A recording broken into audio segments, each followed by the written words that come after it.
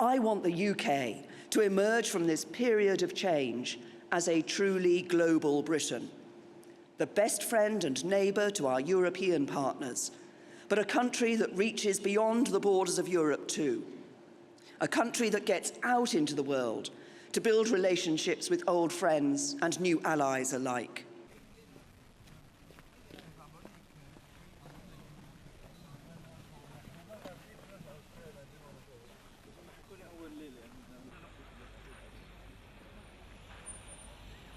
International cooperation is vital, but we must never forget that our first responsibility as governments is to serve the people.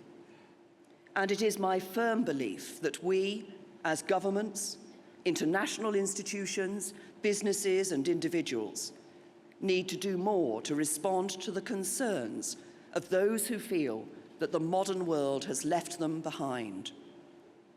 So in Britain, we have embarked on an ambitious programme of economic and social reform that aims to ensure that as we build this global Britain, we are able to take people with us.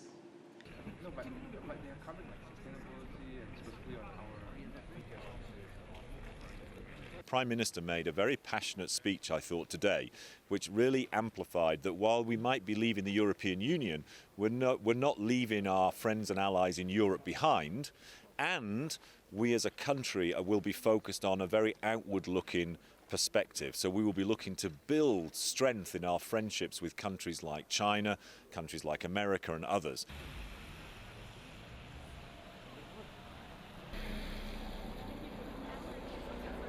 He's managing a very difficult situation, the Brexit situation, and her relationship with Europe and her relationship with global partners, whether it be the United States or China or many other countries around the world. And I think she's taking a balanced and step-by-step approach, and we wish her success.